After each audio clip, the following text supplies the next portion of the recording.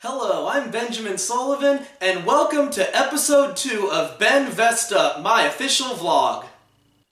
Today, I'm going to vlog about why I believe video games, especially first-person shooters, are not just games, but works of art. But first, allow me to show you what videos I have uploaded since the last episode of Ben Vesta.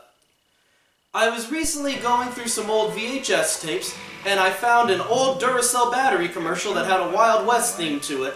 I also found a news broadcast from the late 1980s about the 2 whales that were trapped in Alaska, which that story eventually became the inspiration for the movie Big Miracle. Since neither of those videos were already on YouTube, I went ahead and posted them.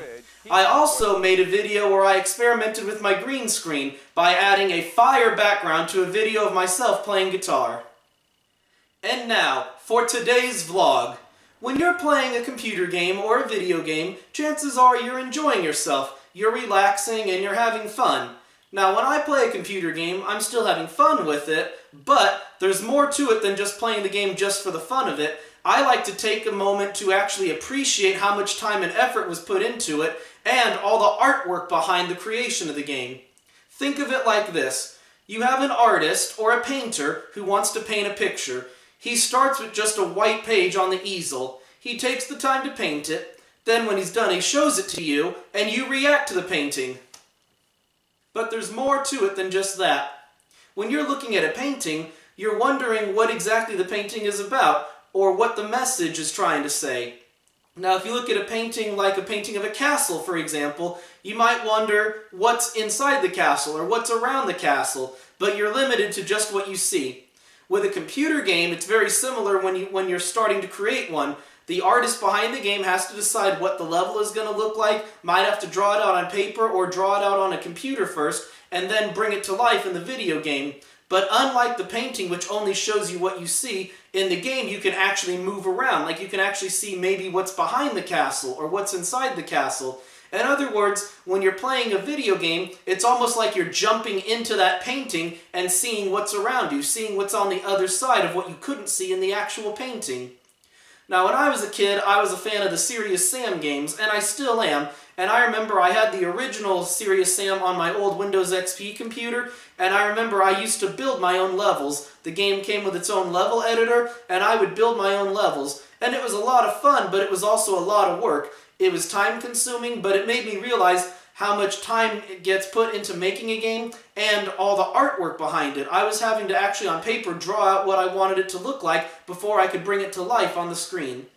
So now, when I play games like first-person shooters, I don't just go around and find the enemies. What I do is I actually take a moment to go sightseeing. I like to see what else is in the game, what the artist put in. In other words, kind of like what they painted into the maps. I like to see all the little details, just go sightseeing and see if they're based on real-life locations or just how. I just like to appreciate how much work it took for them to actually bring this game to life. So here I am in my living room. I've got my gaming computer connected to my high-definition widescreen TV, and I've got wireless keyboard and mouse on my coffee table. So I can go ahead and sit on my couch and watch TV, or pull up the games and start playing one of my favorite games. So I'm going to go ahead and show you a level from Serious Sam 2, which is a futuristic city, and show you the artwork behind it and why I appreciate it so much. So here I am just running around, gunning down my enemies, but I'm taking the time to actually admire the sights of the level.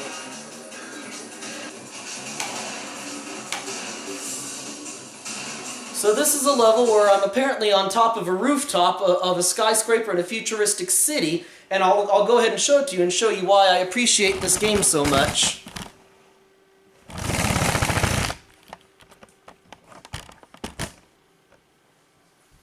So here I am on the rooftop, in what appears to be some kind of park with a beautiful glass structure, a water fountain,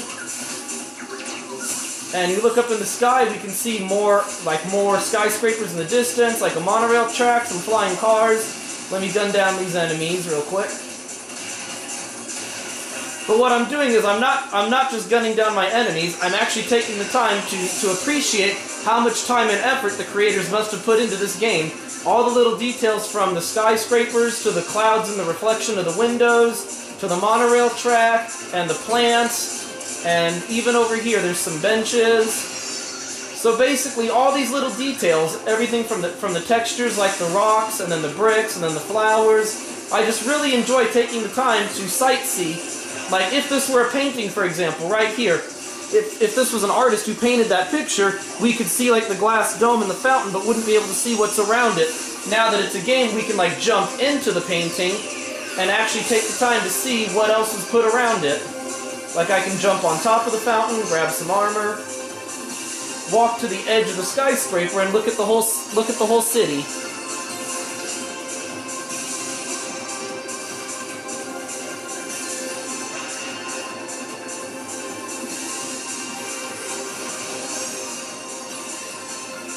So I find it's just as fun to run around and sightsee and appreciate the artwork that was put into the levels as it is to just play the actual game.